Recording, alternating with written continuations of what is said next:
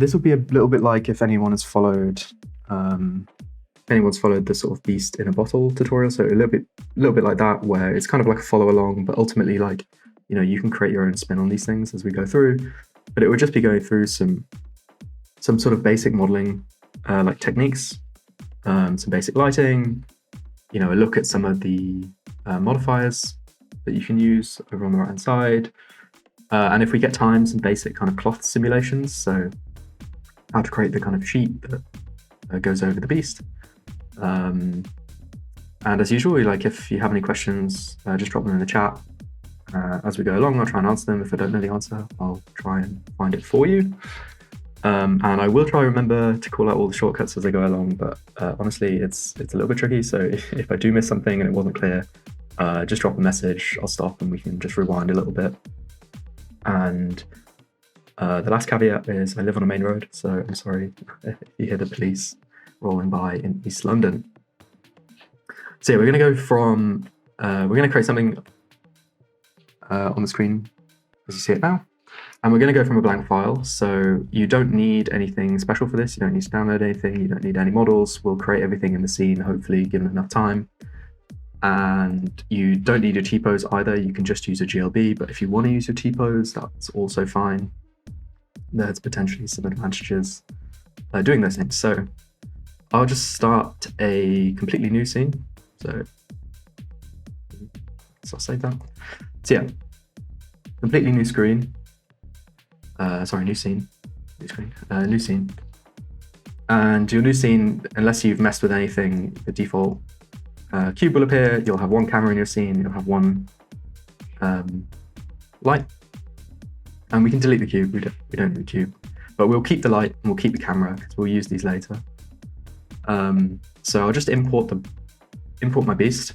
I think you won't be able to see this once I go into the menu, but file, import, and then down to the GLB in my case, and then I'll just try and find where that is. Cool. And you import your beast and it'll come in the middle. Now, at this point, we want to just make sure we have a little bit of control depending on the model that you have. So the GLBs come in with a lot of different mesh data up here. The T-poses tend to be a little bit more organized from memory. And then obviously there'll be like lots of variations between, you know, what your beast has or doesn't have. But you just want to make sure that you keep everything tidy. So you want to keep things organized in the outliner. So the outliner is the thing in the top right. Again, if you've not messed with any of the windows in Blender and you're in the layout tab up here, this is called the outliner. So we'll select everything, make sure we select everything, press M, and you can add all of those items to a new collection. So I'm just going to add them into essentially a folder, but Blender calls them collections. And they sort of function like folders, though not exactly like folders. And then all of those selections will go in here. You might have a few stragglers. You can see I've got some kind of slightly strange kind of like vertices over here, and I don't need any of these. So I'm just going to delete those. So I'm going to delete the hierarchy of those things, and then they'll all sort of disappear. Cool. So I've got my character in the middle there. And I'm just going to organize them a little bit. So I'm just going to join all the meshes together, except for the glasses. So this will be useful kind of later. And it might this sort of portion of the tutorial might change depending on, you know, what sort of accessories your beast has. I don't know, maybe you have a hat, maybe you have, you know, different ears, maybe you have glasses or you don't. Facial accessories, that is, for your beast. So you might have to kind of interpret this section a little bit similar to what I'm doing here, but for the purposes of my guy, I've got some glasses. So I'm just going to join all the meshes. So I'm just going to shift, left click, and select all the different meshes of my glasses there. So you'll see it's highlighted them all in the outliner. I'm just going to press Control J, so J for join, and then that will join the glasses together. And this will become a little bit more obvious as to why I'm doing this later. And I'm just going to drag these out into the main scene collection so they're not within the kind of overarching folder for my character. And then all of the rest of the stuff, I'm just going to select, so shift select all of it, and then I'm going to do the exact same thing where I'm just going to Control J and join them all together. So now my beast is all one part, my glasses are all one part that all move together. So now you can see there's a little bit more, it's a little bit less cluttered up here, and this is fine for what we need to do today. We don't need anything more or less kind of complicated. We don't need parts that are separate from each other or any armatures or things like that. So I'm just going to rename some of these things. So you can just double click to rename things. It's good to just keep an eye on the organization of the outliner as you kind of go through. This is less of a problem with maybe simple scenes, but becomes a really big problem when you have more complex scenes, more things going on. You tend to just lose track all the time. So I'm going to name my character, and then I'll just name the glasses. So name glasses and character. So I've got one collection here which has my camera and the light from the default start position. So the light and the camera are over here, and then the glasses and himself. Cool. So next we're just going to add in a basic floor and a basic backdrop ramp. You will have seen me do this a few times in some of the tutorials, but again, I just repeat stuff because it's kind of a good habit to bake in some of the muscle memory and some of the shortcuts that you need to kind of use all the time to kind of feel proficient and feel less frustrated sort of navigating in 3D space. I did forget to mention, but if this is your first time kind of in Blender, you might be better off looking at some of the other tutorials on the hub that kind of start from square one. This is more of an intermediate kind of look at things you can do with the beast. But anyway, so Shift A will bring up the add menu, so you can add literally anything you want from here. Mesh is probably the one that you will use really often, or things like cameras and lights which are down here, but mesh, and there's a bunch of different options, but the one we want is plane, and that will put in a plane into the center of your scene as long as you've not moved your 3D cursor, which is this kind of red and white sort of cross-hatched axes sort of point, which you can move anywhere, by the way, with shift and then right click, and you'll see that point moves. And then anytime you add something into the scene, it will always add it in to wherever that point is. So I added in a cube really quick and it came into wherever that was. So that's sometimes useful. Sometimes it's not super useful. Sometimes you can lose track of where you're putting or adding objects in. But anyway, so we've got a plane, and we're going to tab into edit mode. So tab is the shortcut into edit mode and back out of it. So if you tab it once, you go in, back out, and you'll know you're in edit mode when you see edges that you can select, or vertices that you can select, or faces that you can select. And you can select between the different ones with shortcuts 1, 2, and 3. So the numbers 1, 2, and 3. So 1 will mean you can select only the vertices. So you'll see the orange points are highlighting, and I can't select anything else other than those points. 2 will select the edges. You can kind of see here, and I can't select anything else other than the edges, and then the same for face. So there's only one face in this instance, so I'll select that. So if you press 3 and select your face, and then press S, so S to scale, you'll begin to scale this proportionally.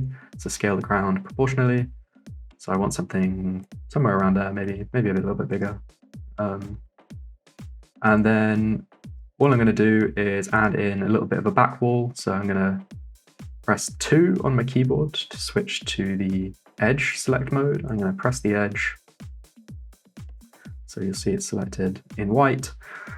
And then I'll press E. So E to extrude.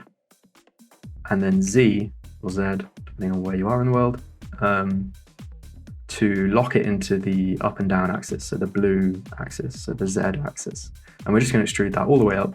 So it's a little bit of a wall behind the character. So it's looking good. And then we're going to press this edge again. So this corner that you've now made. So this edge that's highlighted in white.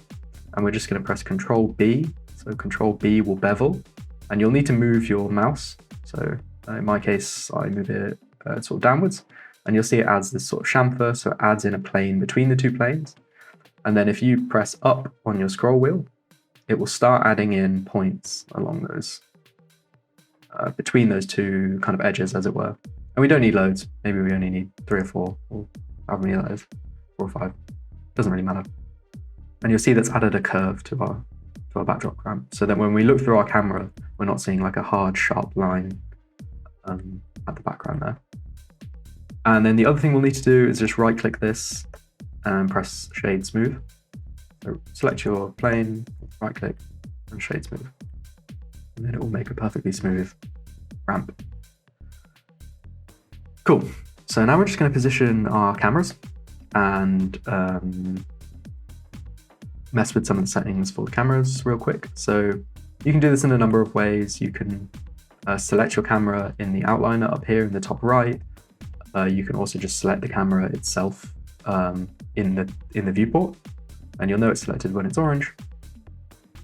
And then we need to move this camera. So if I look through the camera view, so if you go over here to this button here, or if you have a number pad, I don't have a number pad, which is why I can't press it, but number pad 0 or the toggle camera view over here, which is this kind of old school looking film camera, it will take you to the view as you were the camera, so as if you were seeing through the camera's eyes. And you can see it's not quite sort of where I want to position anything, you know, sort of compositionally. So the easiest way or quickest way to change this, you can do this a number of ways. You could decide to move things over here in the Object Properties tab, which is this orange box over on the right hand side. You could move the X and Y locations of this camera, or the rotation, you know, that does the same thing. But the easiest way to do this is to press N. So N for, I don't know, what is it? Nevada? N for Nevada. And that will bring up this tab over on the right hand side. Just do that a few times so you can kind of see it. You might not have some of these depending on which add-ons you've got installed. If you install an add-on and it comes with a menu, you'll find it here. So I've got a few different ones like Rococo and Mixamo and all those sorts of things, but you will definitely have like the first 3 ones. So item, tool, and view. And if you go to the third one and you go to view and you press, just expand this so you can read the whole thing, and you press underneath the view lock. So underneath, this might be collapsed for you. So underneath view and then underneath view lock, you have 2 options here. And if you press camera to view, you'll see that it highlights your camera that you have, your active camera that you have selected. So you need to make sure you have the camera selected while you do this. And it will put these little red marching ants around it. And now whatever motion you make to your camera will be kind of, whatever motion you make on your viewport will be reflected in your camera. So this is the easiest way perhaps to get like a composition or a framing that you want. So maybe I want to be looking sort of slightly down and from this sort of direction.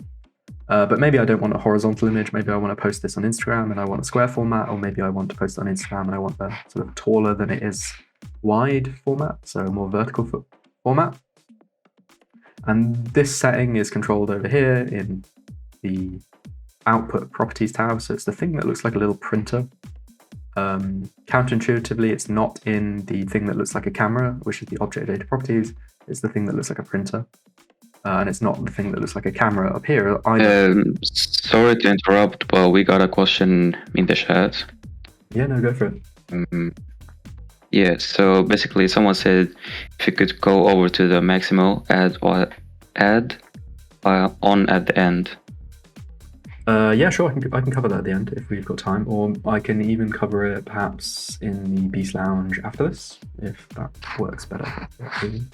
But yeah, no problem. I'll go over that at the end. Yeah, so I want to just change the ratio of the camera. So I'm going to go down to output over here, and you'll see resolution in the X and Y. So, you know, if you make these equal, it'll be a square. Maybe I want a square format for this image. So I'm going to use 1920 by 1920, and I'll just zoom in a little bit. I've got more of my character in the frame. So once you've kind of positioned this as you would like it, it's really important that you remember to uncheck this toggle. So uncheck the camera to view, because if you don't do that, any movements you make afterwards will continue to kind of influence your character. But as I unchecked that, you'll see that I'm now moving around my scene without influencing the position of the camera at all. And then I can go back in over here to the camera view, or press 0 on the number pad, and you'll see it's exactly where I left it. Cool. And if I'm looking through this camera, you can see that my backdrop ramp is not quite kind of covering the rest of the scene, so I don't want to see any background over here on the right hand side, so I'll just press G to grab. So you'll grab, and once you press G, it will grab and move in any axes. And you can press G to grab and then lock it into any particular axis. So in this case, I want to lock it sideways, so I'll press X, which will lock it onto the red line, which is the X-axis. And I'll just move this over somewhere like here, and I might have to just scale it slightly. So I'll press S to scale. I'll just scale it. Actually, this is a good point. I'll press S to scale, but I only want to scale it left to right. So I'll press X again, and that will scale only in the X-axis. So similar to how we grabbed and moved only in the X-axis, scaling can also work in any of the axes too. So I'll just scale that over there, and we're good there. One thing worth noting is if you then want to add any kind of textures to this, because we've scaled it sort of unevenly, and I was scaling it outside of edit mode, so outside of the mode where you see all the vertices, you'll see that if I go over here into item with this selected, so the first one up here, you'll see that the scale in the X-axis is not 1, so it's not 1, 1, 1. And if you add any kind of textures, or you throw in any textures from Blender Kit or wherever you find them onto this, it will stretch the texture in the X-axis because it doesn't think that this is the shape it should be. It thinks that it should still be this shape broadly. As like a kind of slightly bad explanation for that. But the way to get around that is to apply the scales and apply the transformations you've just made to this object, which you can do through Control A. So select the object, Control A. So instead of Shift A, which adds, Control A gets you to the apply thing. And we just want to, in our case, apply the scale. And you see, once I do that, this number over here, so the X that was 1.5 or something along those lines, is now 1. So now Blender truly believes that this thing is the size it should be, and it hasn't been altered with. And if you drop a texture on it, it will scale and map accordingly. Cool. So I've now got my character in the scene. Sorry, the mouse wheel on my mouse is being a little bit funny, but yeah, I've now got my character in the scene, and I've joined and kind of organized my scene up here. So we're going to go through the first kind of exercise today, which is to make some of the pumpkins that you saw in the scene. So, I mean, there are like a number of ways to make a pumpkin. So the way that I'm showing you, may or may not be like the fastest or the best way of doing it, but I thought it was a way that had some nice little like shortcuts and used some of the sort of more common commands that you might find in Blender. So the first thing we're going to do, by the way, you can totally download a model of a pumpkin. You don't need to make your own pumpkin. It's just a good exercise to get familiar with kind of navigating 3D space, thinking about how to build anything you want in 3D space using simple shapes. It's a good excuse to kind of learn some of the shortcuts, kind of try and bake some of those shortcuts into your muscle memory and things like that. So by all means, if you don't feel comfortable modeling, you can find an asset. I suspect there might be a pumpkin on Blender Kit, I'm not sure. If you have the add-on, equally, you can go onto sort of Sketchfab or sort of any of the free kind of model sites, and you'll probably find a pumpkin. And you'll probably find a more detailed pumpkin than we're about to make here. But part of the joy of building or modeling things yourself is that you can model them to match the feel of the characters a little bit more. So you can model them to feel like they belong in the same world as the beasts, if that makes sense. So, slightly kind of cutesy, slightly soft, slightly chubby, sort of look real, but have a kind of, they don't look overly realistic. That sort of makes sense. But anyway, because earlier I shift right clicked my cursor over here, if I try and add any sort of shape, add the mesh, it will come in over here. So I want to just shift and then right click to bring my 3D cursor somewhere where I want the pumpkin to kind of be. So somewhere over here. And I'm going to build this, I'm going to start from a cylinder. You could start probably from a number of other points, but the cylinder is probably the easiest one to maybe wrap your head around. So Shift A, and then go into Mesh, so the top one in the list, and Cylinder, which is the 6th one down. And you'll press Cylinder, and it will bring you here.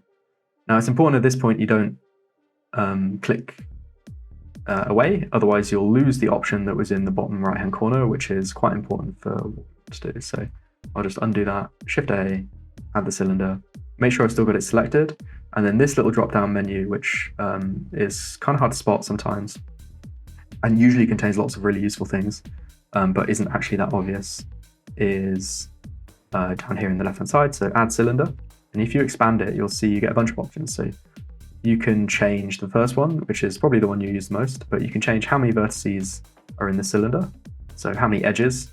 So obviously the lower you have, so 3 being the minimum, you'll see a triangle rather than a cylinder, And if you go all the way super high, you'll see it gets super smooth as a cylinder. And then as you go down, it gets more and more blocky. And this is important for modeling assets for game design specifically.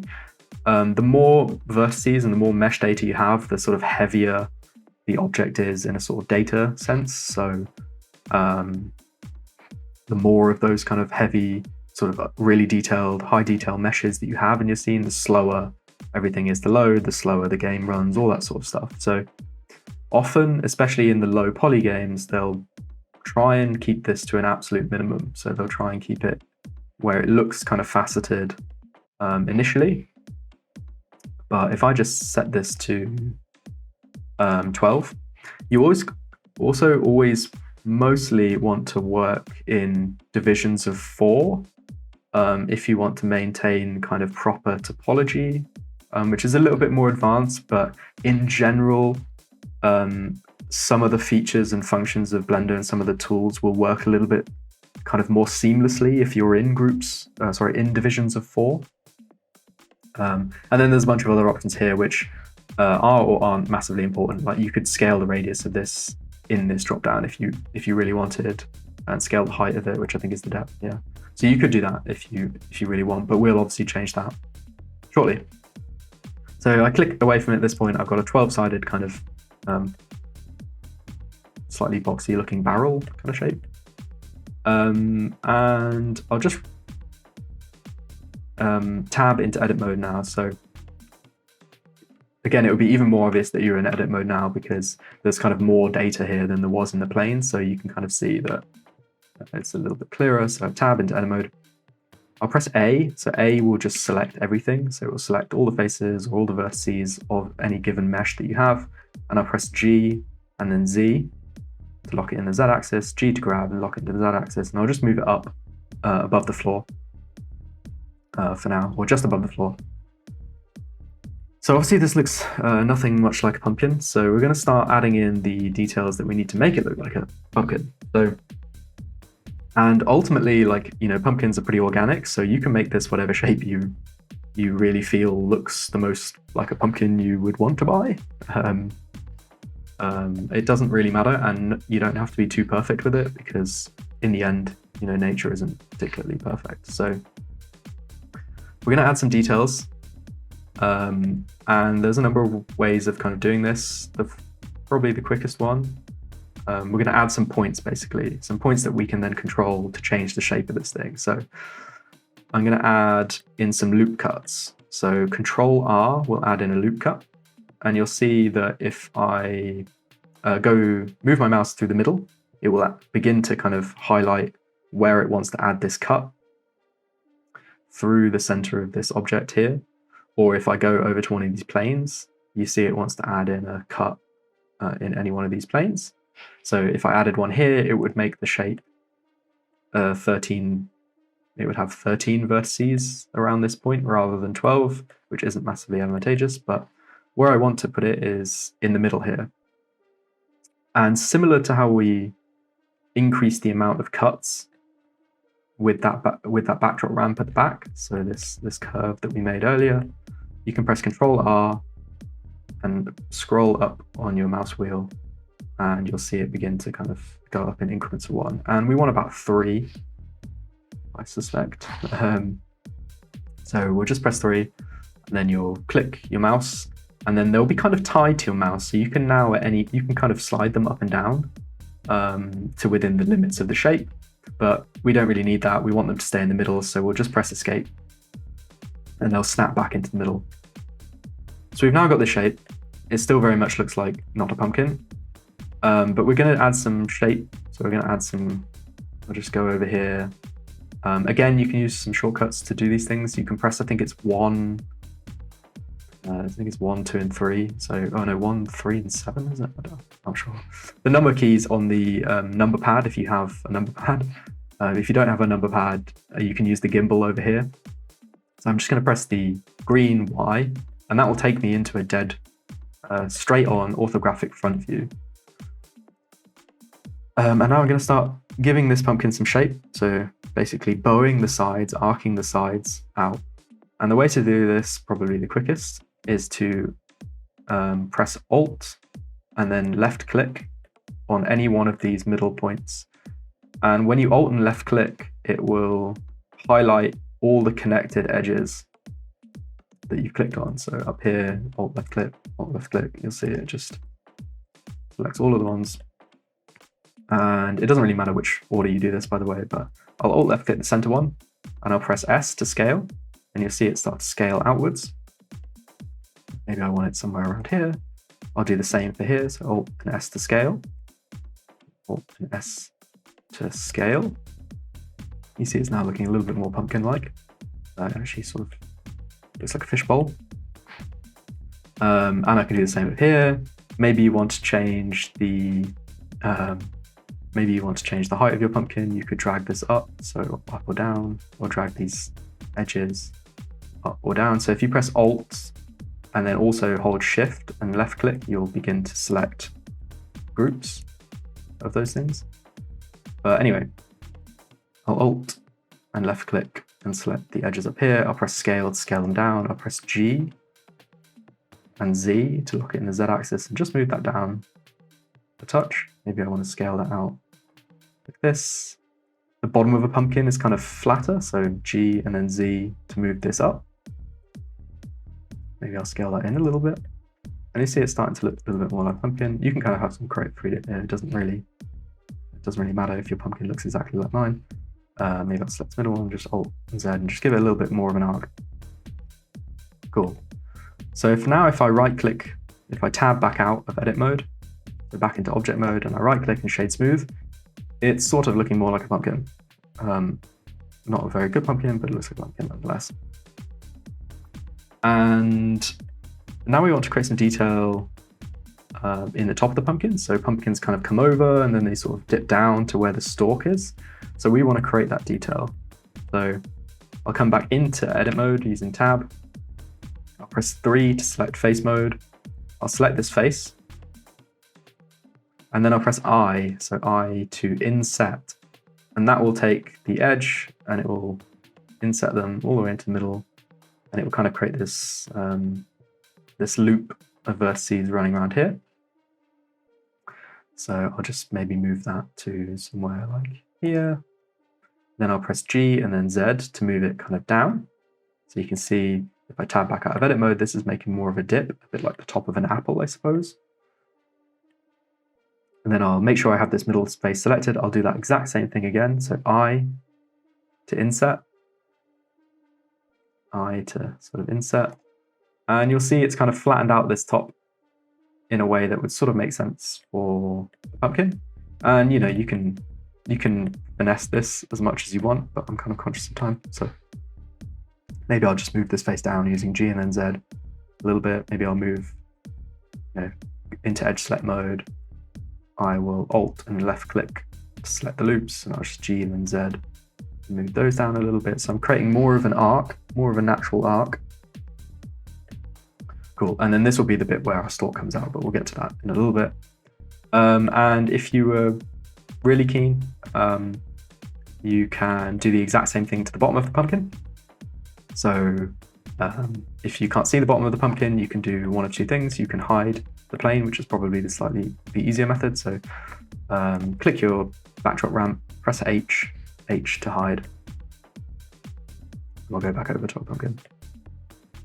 And cool, we can do the exact same thing to the bottom. So I'll do this really quickly.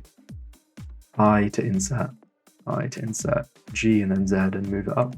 So we've got a little bit of a dip on the bottom, but you won't see much of this, so it doesn't really matter. Actually, you won't see it at all. Okay. Cool, so we've got a pumpkin. Now we need to make, the base of a pumpkin. Now we sort of need to make the ridges of the pumpkin. So if you were to look at a pumpkin in the top view, it kind of arcs out. Can I draw on this? I don't think I've ever done this. Yeah, it sort of arcs out like this. Badly drawn, but you get the idea. I also don't know how to remove those lines, actually. I don't know why I've done that. We'll just live with them. We can use them as some guides. So they need to arc out. So there are a number of ways of doing this. And the quickest one is to, maybe not the quickest, but the one that makes the most sense for this tutorial in terms of like covering through some functions is to go into edge select mode. So press 2 and select all of these kind of radial points. So shift and then alt and click the first one in each loop, and it will run all the way to the bottom of the loop, all the way around the shape, all the way to the end. So you've got all of these. And we're going to do exactly what we did to the floor plane, where we made that bevel to kind of create some loop cuts on this edge. So if we press Control B and then move left to right, you'll see some funky stuff happening. That actually looks pretty cool, but doesn't look much like a pumpkin. And you want to just move them out a little bit, and you want to scroll down or up on your mouse wheel, depends. If you scroll all the way down, you'll see it only creates 2 edges at any of these points. If you scroll up, it will add a third one in the middle. If you scroll up again, it will kind of add 4, 5, 6, and so on and so forth.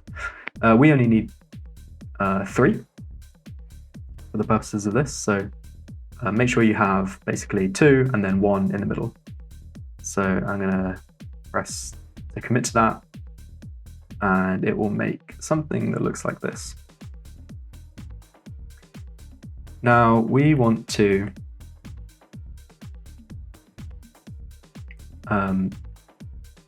make those ridges.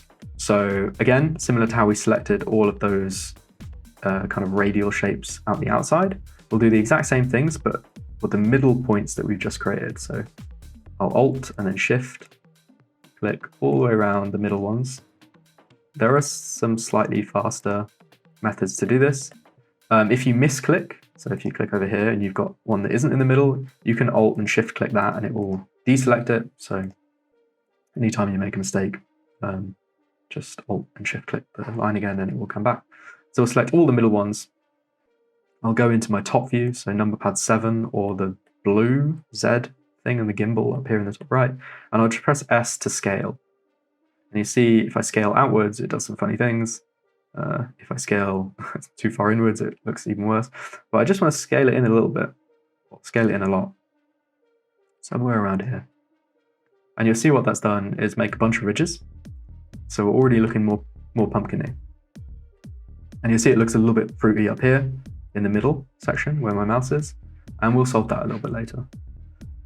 So this is sort of looking like a pumpkin, but it's looking like a very low poly pumpkin. So, you know, this would be great if you were in a really low poly game and everything's loading really fast and you want to play it on mobile, you want to model things for mobile games and all that sort of thing, but it doesn't do much for us.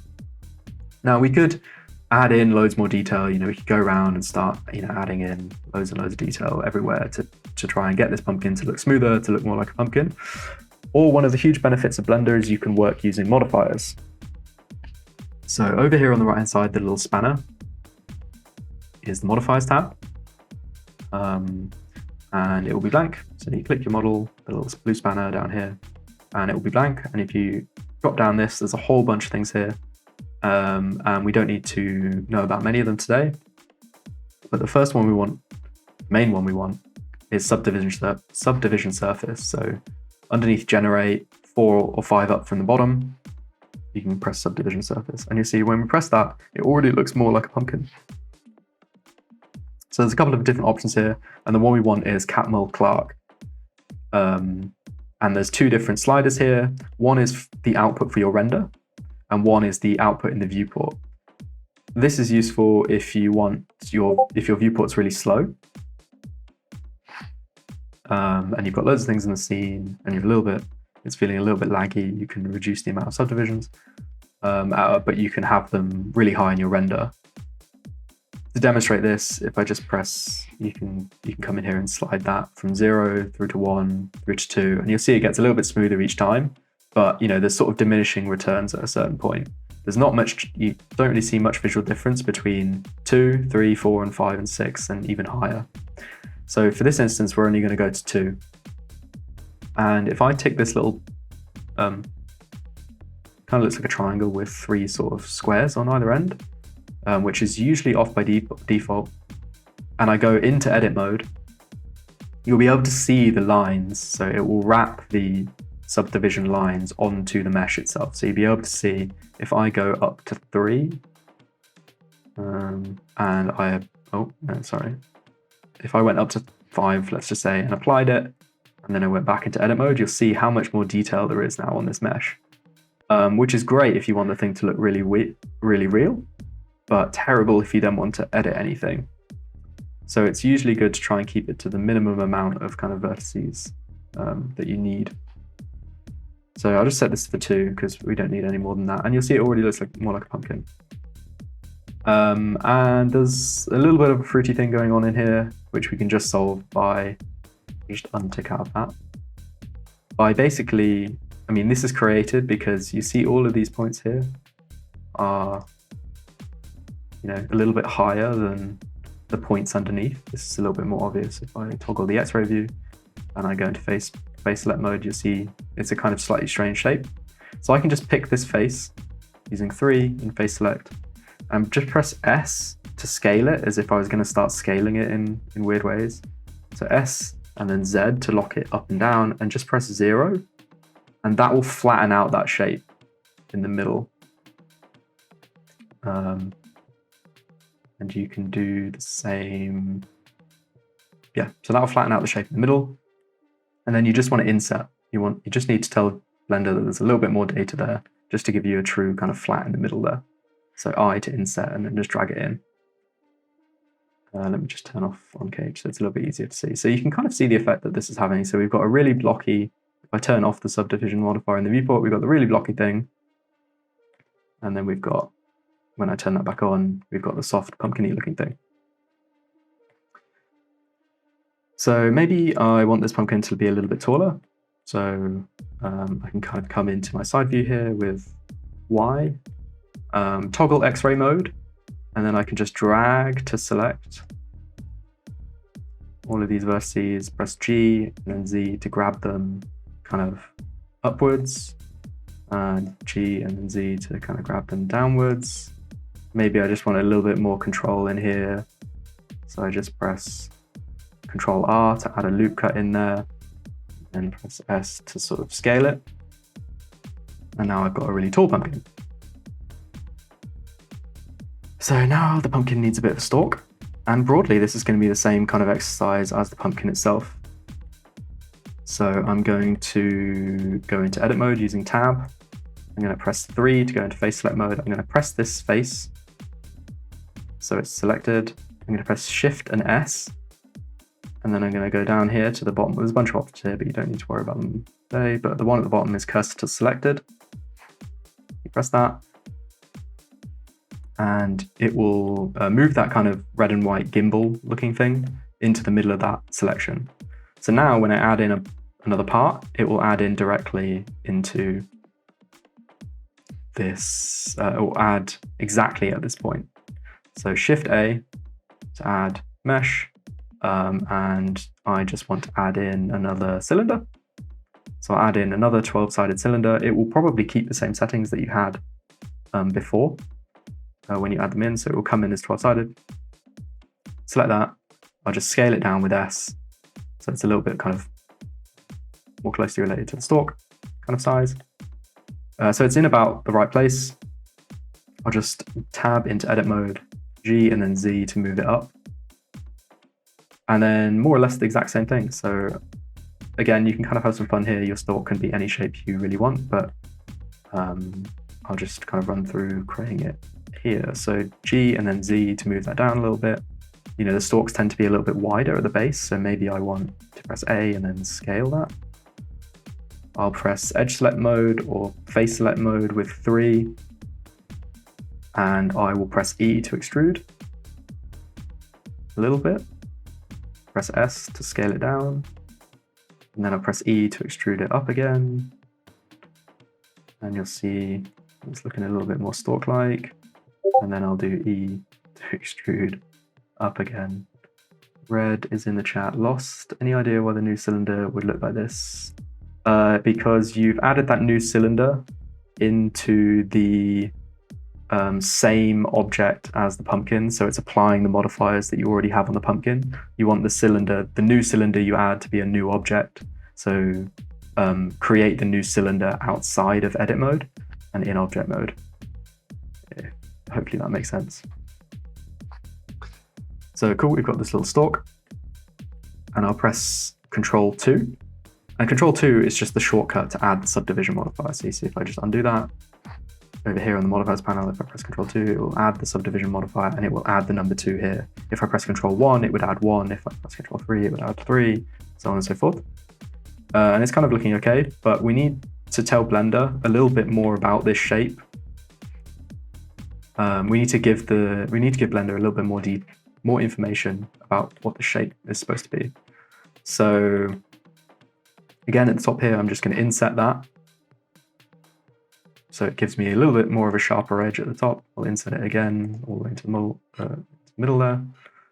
I want there to be a little bit more of a sharpness around this point. So I will add in a loop cut. So Control R to add in a loop cut. It will add it in the middle, and I'll just drag it down somewhere like here. And I'll do the same at the bottom point. So Control R, and just drag it down. And you could get crazy with this if you really wanted, but for now that kind of looks like a stalk, although albeit a very bad one. Perhaps it's a little bit big. I'll just press S, scale it down. Maybe I want the top to taper a little bit, so I'll make sure that I'm in wireframe or X-ray mode, just so I can see all the vertices in one go, and I'll just drag to select them all. You'll see them all selected. Drag, select them all, press S, and scale.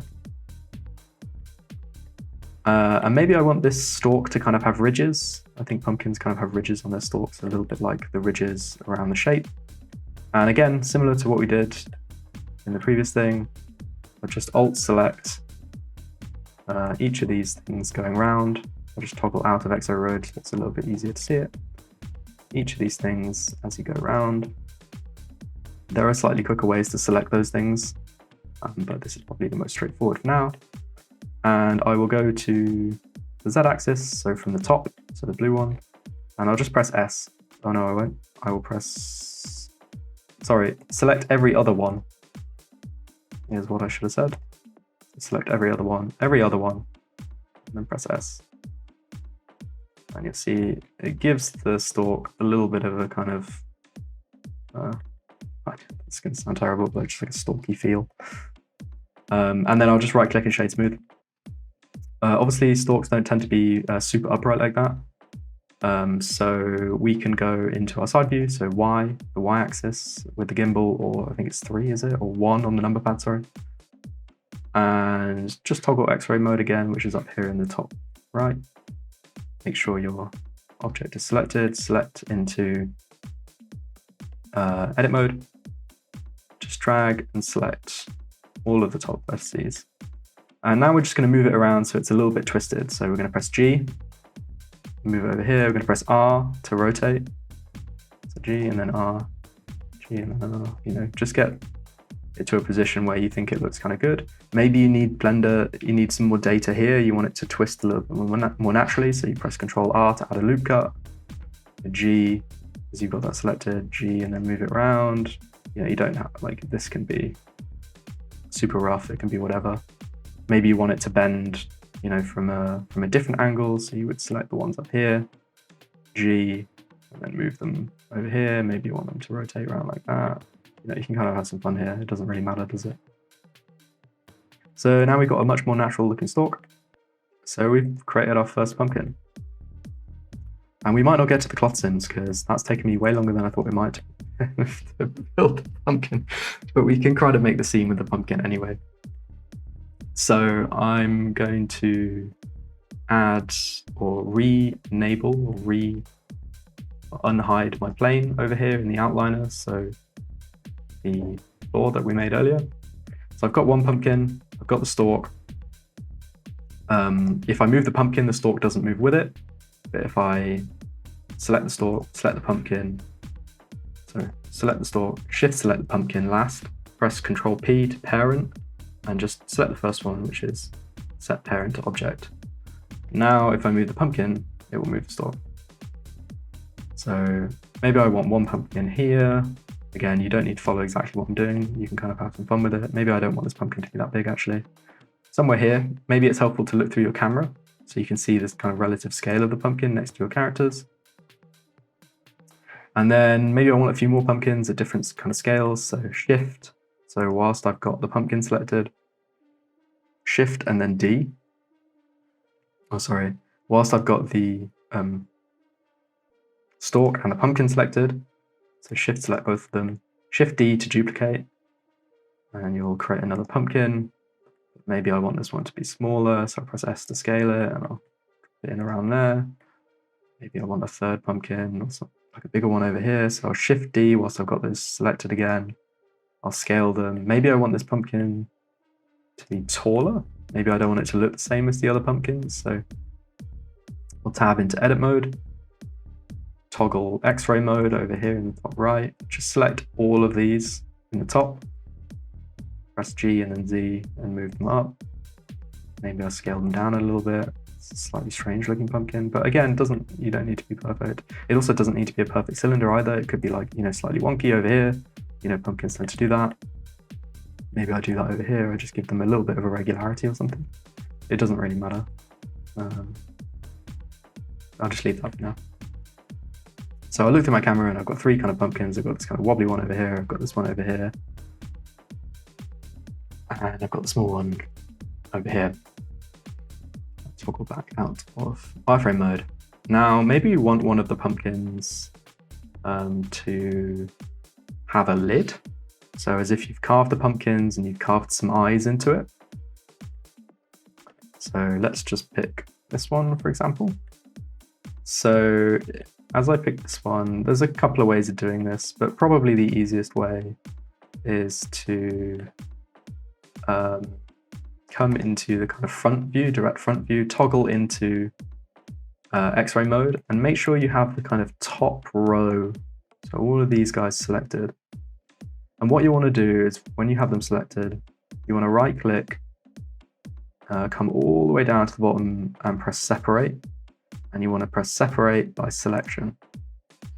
And you'll see what that does is over here in the outliner, it's split both of those things into two objects, but each of those objects still has the subdivision modifiers that you had before.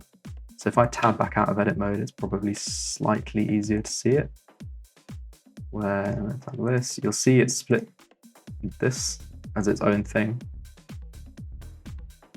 which is fine. So obviously I will just move these up. Maybe I scale these down slightly, as if you kind of cut the lid, and this will make more sense in a little bit, but you'll see that because I've done this, or because we've done this, if you're following along, the pumpkin is now just a surface, so there's no thickness to this, so it's not as if it has any thickness, and it's not been like kind of carved or scooped out. So again, we can add another modifier to solve that problem. We don't need to, we could, but we don't need to add more detail or model anything further. We can get there with a modifier. So over here on the right side, in the spanner, the little modifiers menu, add modifier, and in the same generate column, so the just above subdivision surface that we used earlier, the solidify, and you'll see that kind of did something, and it will add this thing in under here. and it will add it underneath the subdivision modifiers, and modifiers stack one on top of the other. So the first one will go first, the second one will build on top of the first one, the third one will build on top of 1, 2, and so on and so forth. So the order in which the modifiers happen can be quite important.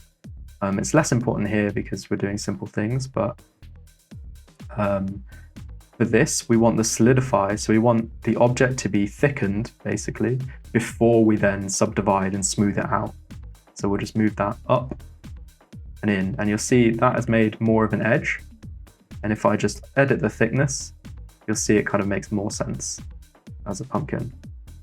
So again, you don't have to copy the exact kind of thicknesses I'm using, but somewhere around there kind of looks sort of pumpkin-y. And we can crease up these edges without, again, modeling anything or adding any details further. So we can go into edge data, which is in the solidify modifier down here. And there's a couple of options. There's crease inner and crease outer. And if you crease the inner, it will do what it says on the tin.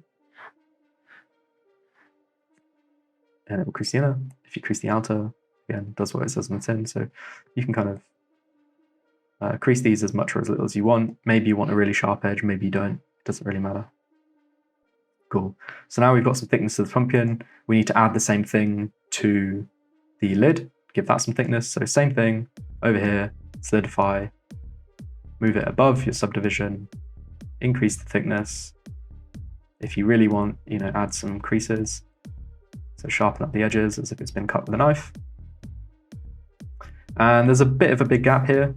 And we just need to move this edge here inwards. So I'll tab into edit mode, Alt and select that edge, and then just press S to sort of scale it. G and then Z and scale it down. Just select my pumpkin G and then Z and move them down. And you'll see it looks a little bit more like someone's badly carved this thing. And maybe we select these guys and we rotate them around as if the lid's been put back on, kind of wonky.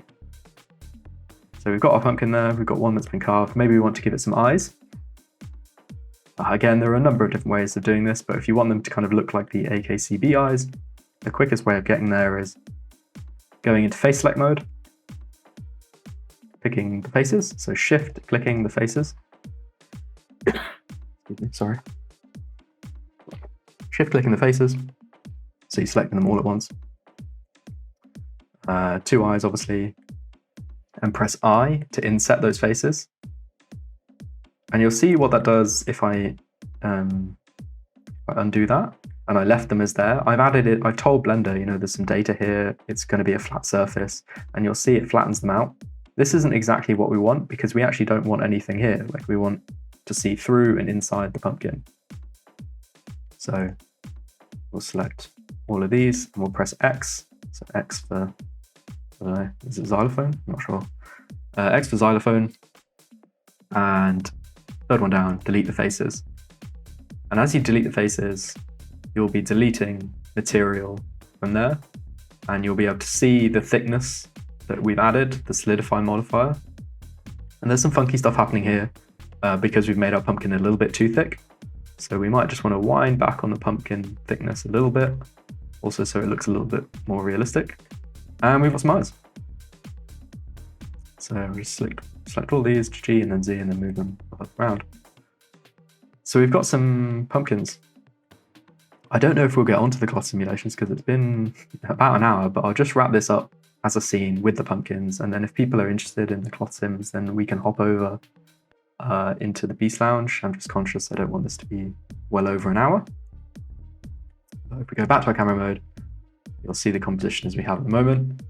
And we can start kind of bringing this to life with some really simple materials and really simple lighting. So we can go over here in the top right to the viewport shading option, which is the third one along.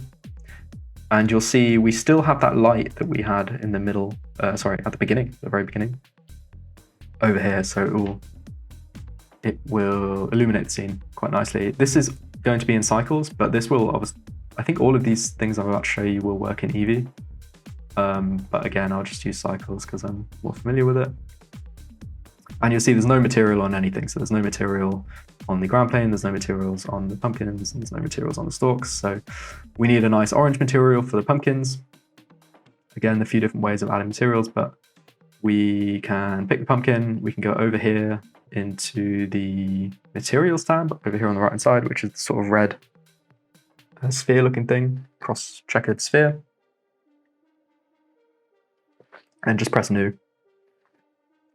And all we want to do is change the base color. So we want to change it to a sort of orange. Somewhere maybe around there. That looks pretty pumpkin-y. You can use your own sort of judgment on what looks like a pumpkin orange to you or what doesn't. We want to probably increase the roughness a little bit, so 0.7. And I want the same orange on all the pumpkins. So the quickest way to do this is to shift and select all of the gray pumpkins in this instance, or all of the things that you want to turn orange, and then shift click the orange one last. So you'll see it's last when it's a slightly lighter orange kind of outline rather than the sort of red-ish outline. And once you have them all selected, you press Control L to link. So L to link, and you can link a bunch of stuff here, but the one we want is link materials, which is the third one down. And turn all of the pumpkins in your scene orange. Cool.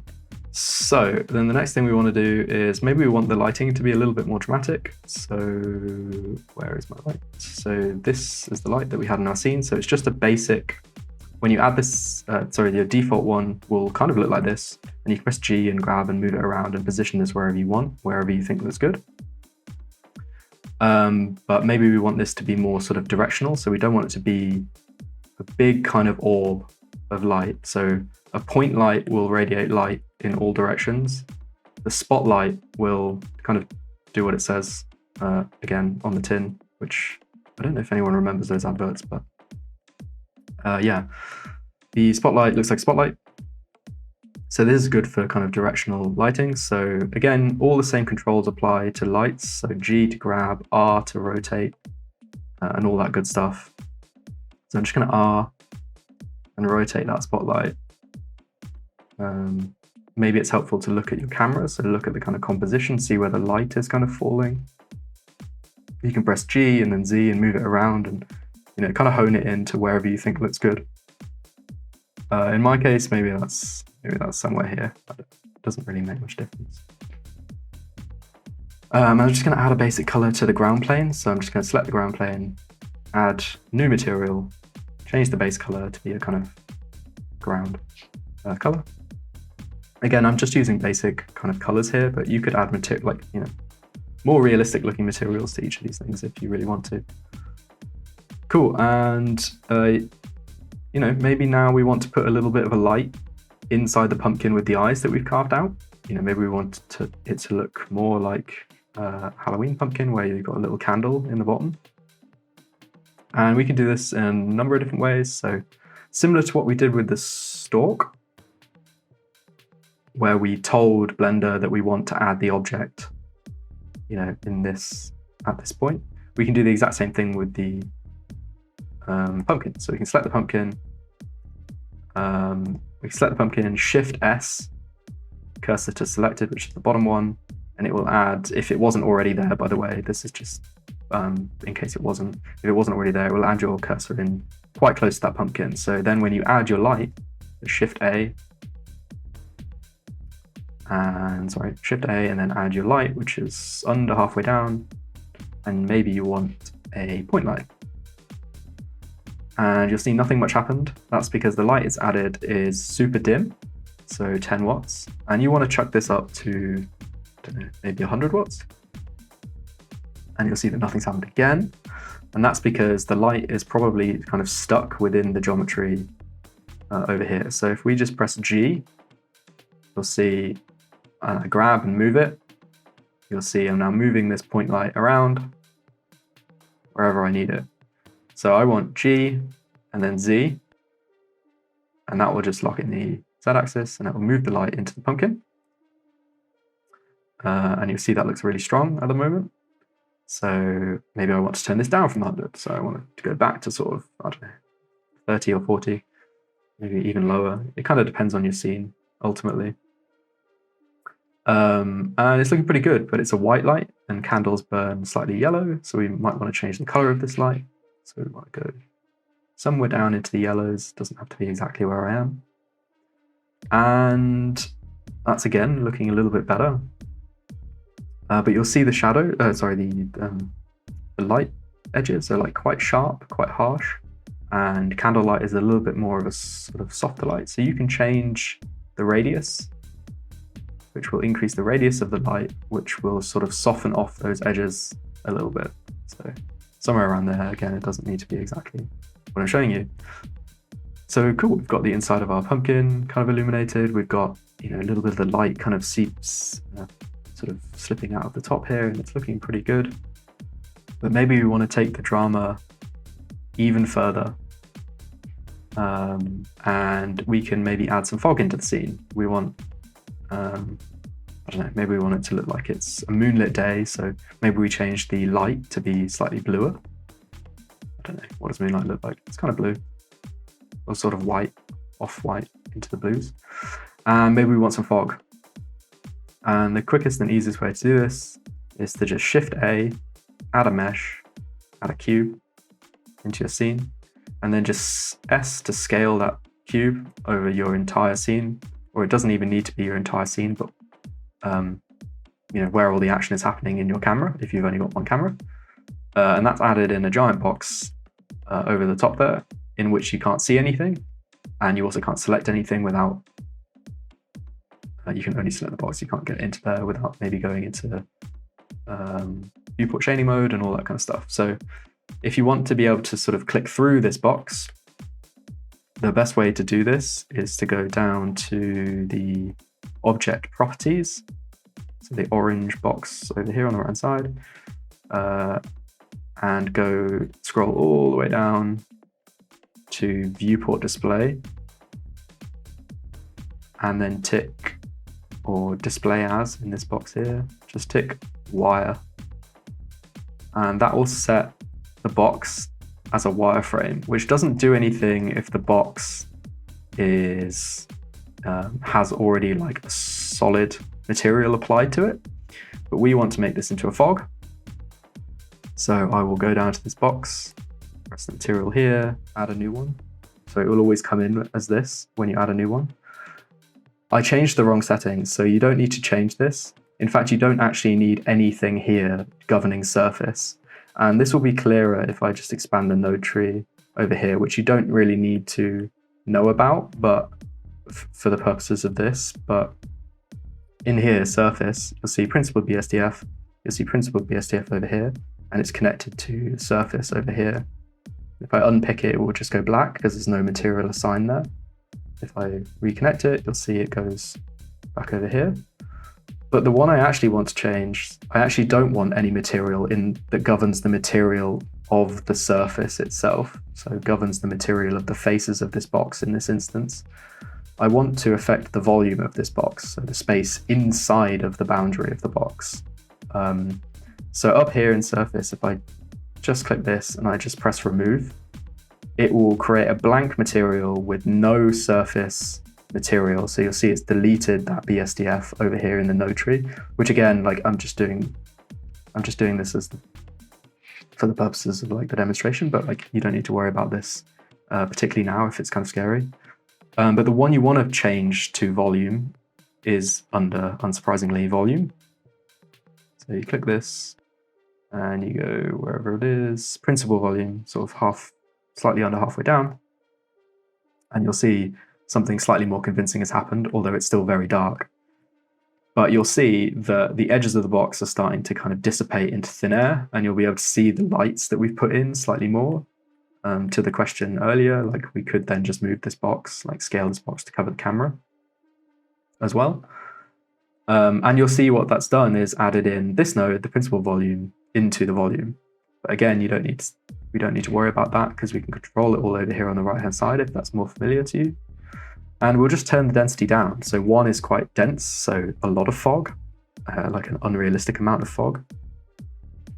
And if we turn it down to maybe like 0.2 or 0.3, maybe 0.2 probably. I don't know. You'll have to sort of play around, and it slightly depends on your scene in general. Maybe 0.2 is too heavy. Maybe you want 0.05, whatever it is. And I will just change the color so it's slightly less gray and slightly more white. Maybe I want it to be really foggy. I don't know. 0.2. And you'll see some stuff happening there. And if we go back into our camera view, you'll see it's super foggy. And this looks okay, but you can't really see what's going on. So you might just need to increase the power of your initial light slightly. So change that from 1,000, to like maybe 2,000 or 3,000, I don't know. And you'll see that you'll get a much brighter kind of light that moves through that space. And you'll see that you'll get some nice kind of glow around where you added the orange light in the pumpkin. The fog is like totally optional, by the way. You don't need to use the fog if you don't want to.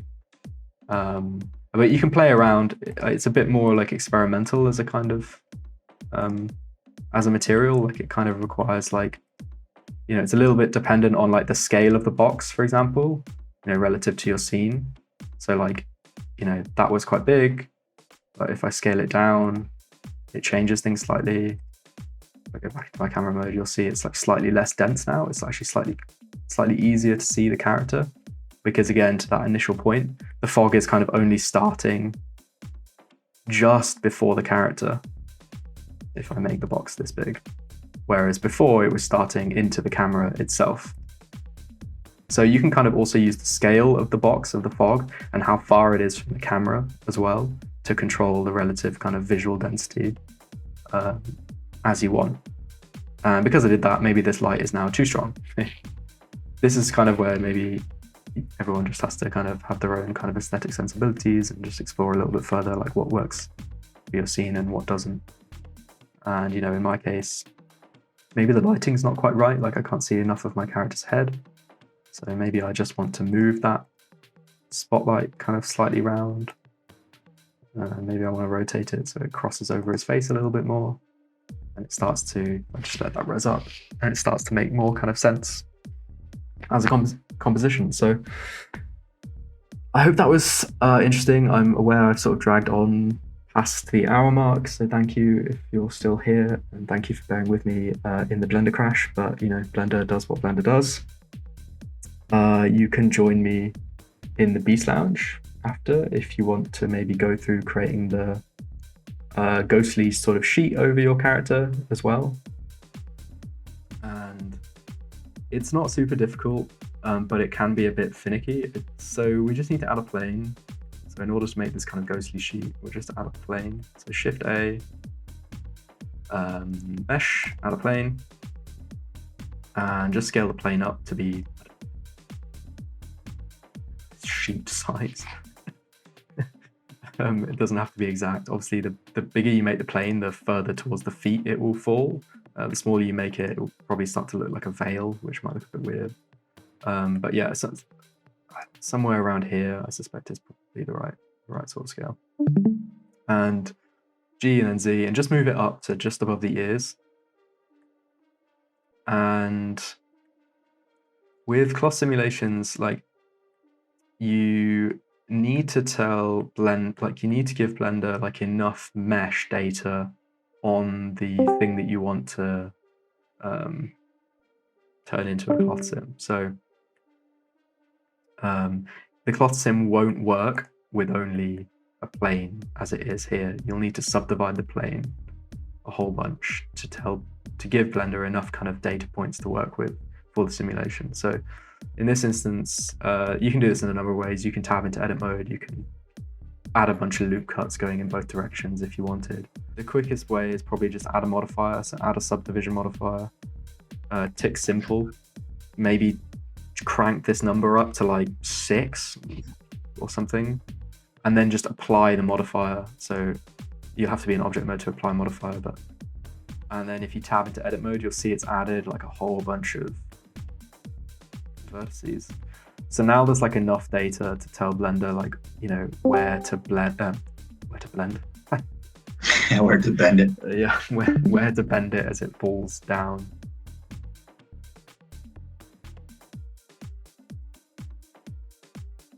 Then the next thing is setting up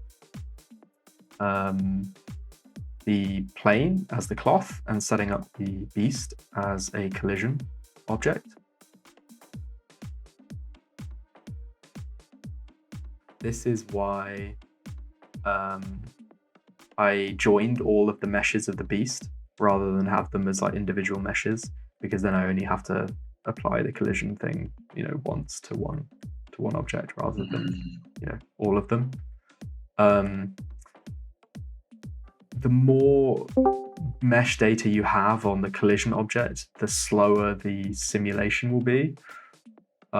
So if you're using your T-pose FBX, it might be a little bit quicker for you because there's like less sort of mesh data on it. But equally, it might not be as true, like it might not be as real, because a bit like the planes, a bit like the thing that we're going to turn into the cloth, if there's not enough points on the collision object, again, it doesn't know quite how and where to bend or flex over the form as well. So anyway, I've got my GLB, so I've got a whole bunch of data anyway, so it doesn't matter. But so how do you join all the materials on the beast together? You select them all and then do Control P or Control J? Control J. It says active object is not a selected mesh. It won't work if you selected anything that isn't a mesh. So like null objects and things that are floating around, especially if it's the FBX file. But broadly, by the way, you only need really the head, the torso, the clothes, and maybe the legs as to be joined together, because the cloth isn't going to hit like the shoes, and it doesn't really need to hit the eyes. It probably won't hit the eyes. In my case, there's a backpack, but you might not have a backpack or whatever. So if you do have a back, it doesn't really matter actually, does it? Because you'll never see it because it's sort of behind him. So yeah, you might only need to join the head, the sort of chest and torso, the shirt, and then the trousers together. So hopefully that works for you. Okay, cool. Yeah, I got them joined. Cool. So yeah, then we're gonna add the cloth sim here. Yeah, you can do this in a number of ways. So you can add it as a modifier, and it's over here on the right hand side underneath physics. So you can press cloth. And you'll see it adds in this thing, but you can't actually you can't really do anything with this modifier. Like there's no settings or anything. Because actually all the settings for the physics stuff live in the tab, 2 tabs down from the modifiers panels. So in here, there's a whole bunch of stuff, and you can pretty much ignore most of it.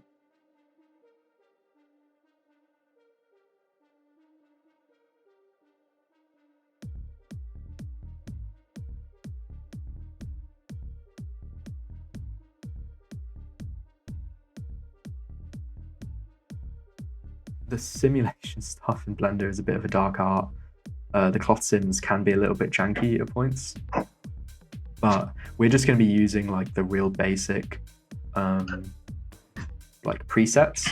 So this might be, oh, by the way, that might be not expanded for you. I'm not actually sure, but yeah, if you expand the cloth, it will give you all these things. And up here, there's like a kind of bullet point list, which doesn't look like a button, but it's actually a button. In here, you can create new presets that you can save yourself. Like if you were making a custom material that needed to behave in a certain way, you could do that. But underneath there's basically like 5 relatively useful ones for like rubber, silk, leather, and they all like, it changes the weight of the materials. It changes like, how much they bend or deform. Like leather wouldn't bend, it wouldn't get into the creases as much. Cotton would get into the creases quite a lot. Silk would get into the creases even more. If you just think about like wearing some of those materials, it already has the sort of presets kind of available. So you can use cotton or silk. I think in this tutorial, even though I didn't get to it, I used silk because I just liked the way it draped a little bit better. But if you press silk, you'll see it changes. Like if I click through these, it changes all of the settings here, you'll see it changes all the settings, and it changes the vertex mass, which is the sort of weight of the cloth or the material. So silk underneath here, and you can ignore all of these.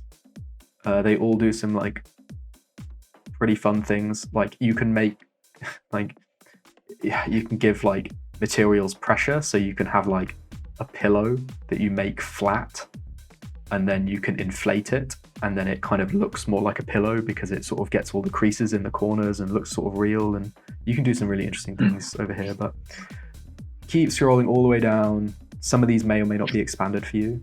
And you want to come down to collisions, which is like a fourth one up from the bottom, I think. Fourth one. And in collisions, there's a bunch of things. There's two settings really. There's object collisions, and then there's self collisions. And in this instance, we probably need both. So object collisions is like, they sort of do what they say, really. But like object collisions are any objects that you set as a collision object, it will collide with. Self collisions are when it collides with itself. So when one bit of the cloth bumps into another one, it will kind of take that into account. And you just need to tick both of these. In this instance, we don't actually need to change any of these values. But sometimes it's helpful to mess around with them. It's a little bit like experimental. Sometimes it works really great out of the box, and sometimes you just need to mess with a few things, but I think this should probably work okay. So once those two are ticked, the cloth sim is sort of like applied to this plane.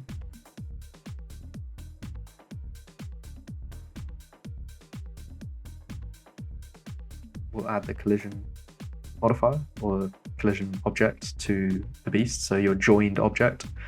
And again, you can go either into the modifiers tab if you want and find collision underneath cloth, or if you're already in the physics tab, you can, it should just be a button up there, which just says collision. So you can press collision, and that will tell Blender that this thing is like an object to collide into. And you don't need to change any of these things, I think, for this instance. The only thing you might need to untick is single-sided. The next most important thing to know is that simulations just like happen over time, as you say. So I have a window at the bottom here. If you don't have one, you can drag it up from any of the corners. And then I'm just going to change, just make it a bit bigger. I'm just going to change this window to, like, doesn't really matter, but the timeline. Anything where you can scrub through time. And you'll see that my plane was actually like halfway through his head at one point, because for whatever reason, my Blender file was at frame 10 rather than frame 0. So that may have happened to you or not. I don't quite know. But if you scroll back to frame 0, nothing happens if you scrub through. Oh no, some stuff does happen, but it doesn't happen very reliably. If you press space and you play the simulation, you'll watch the cloth drop down. This may or may not be like quick or slow, depending on the detail of the mesh underneath, the amount of vertices you added to the cloth sim, how long you kind of let it go on for. You see mine's like running at about 3 frames a second. But broadly, you want to get to the point where it sort of looks like it stopped moving, which in my case is like frame like 80-ish.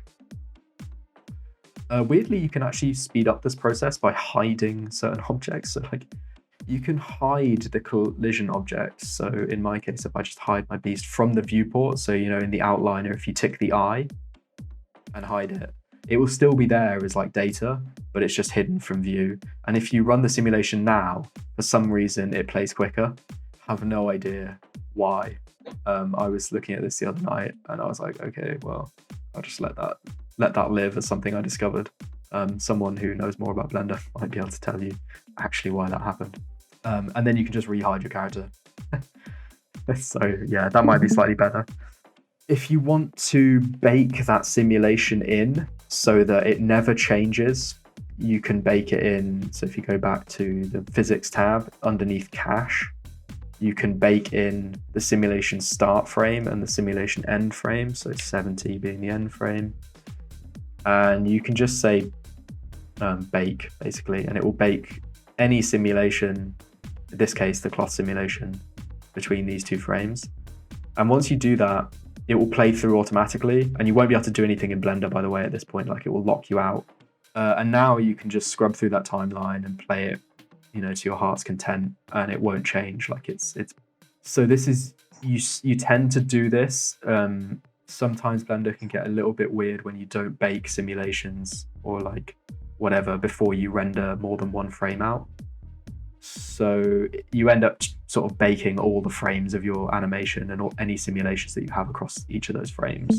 And you know exactly what happens in the viewport will be exactly what happens in the render. So like if you were doing like particle simulations and things like that, where you have like dust particles floating around or whatever it might be, baking those physics and particle sims before you render, you know that it will be a true reflection of what you're seeing in the viewport. Yeah, just useful to think about the cache. And you can delete the bake anytime and redo it and change the materials and change the weight and all that kind of stuff. So anyway, so we've got to like frame 70 or 80. And, you know, we're happy with this cloth like wrapped over his head as it is. And we can then just apply the modifier. So, you know, in the beginning, outside of the physics tab and in the modifiers tab, it created a modifier for us. And you can't do anything with this modifier, right? Because all the settings, as it say, are inside the physics tab. But you can just, in the same way that we applied the modifier to the plane before, you can just apply the modifier for the cloth simulation. And you can delete the modifier for the collision simulation because you no longer need it. So you can just delete that off of your joined beast. And you've got your cloth there. And now if you scrub through the timeline, nothing happens. If you tab into edit mode, you'll see that the cloth is now its own object shaped at that frame or whatever selected frame you had at that point. So hopefully that sort of worked for you. Right click and shade smooth. It will start to look a little bit more cloth-like, and you'll want to add a subdiv modifier over the top of this again. So again, you can add it in the modifiers tab over here, or you can just press Ctrl 2, do the same thing. We'll just add it in for free. And so it will smooth it all out, right? So then if you tab back into edit mode on your cloth, the quickest way to select them is to cycle through the selection options. So in edit mode, if you press W, you'll see the top left thing changes. So the type of selection mode changes. So the first one is like just a normal like mouse select. The second one, if you press W again, is like box select. The third one is this sort of circle select, and it gives you a radius control at the top, just above that button, top left, and you can increase the size of the radius of the brush, and then you can basically just like hold click, and you'll see it like wherever you run your mouse, it will select those faces. So I would recommend being in face select mode. So if you press 3 as the shortcut, you'll be selecting faces. And you want the circle one, probably is the easiest one, right? Like in the modifiers panel, there's a couple of options. And the one on the left that's usually grayed out by default is on cage.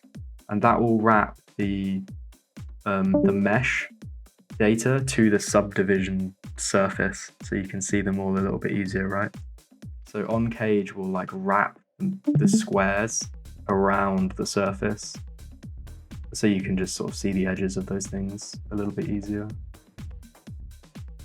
And then yeah, it doesn't really matter, like you can select all of your bases where you think your eye hole needs to be. I don't know, I'm just gonna do something like this. If you want to deselect, by the way, using this circle select, I think it's Control. So if you hold Control and then paint, it will deselect wherever you paint. So if you just, accidentally, I don't know, pick a few over here that you don't want, you can just hold Control and paint them away. So then, yeah, you create your eye holes. So just wherever they need to be, shift select them, press X to delete them. So X and then delete the faces. And you know, I think in the original render I had like some holes elsewhere, and all I did was just delete little pockets, like you know, I just shift selected a bunch of stuff like around the mesh, and I just X and delete the faces of all those points, and I just made it look a little bit kind of tatty. You might want to give the cloth some thickness, like you want it to have like an edge, rather than this infinitely thin surface. And again, you just use the same modifiers that we were talking about in the tutorial. So you can use the solidify modifier. Where is that? Thicken a little bit. Yeah, solidify modifier. You want the solidify modifier to go before the subdivision. So you want it to thicken the surface before you smooth the surface out, rather than smooth the surface out and then thicken that. And you can make it as, you know, I mean, as thick as you want the cloth to be. I mean, obviously there's a point at which it stops not looking like cloth. So you only need a little bit, but that will just give you a nice little edge in those things. So especially if you start chopping in holes elsewhere, you'll kind of see some faces and it will just look a little bit better.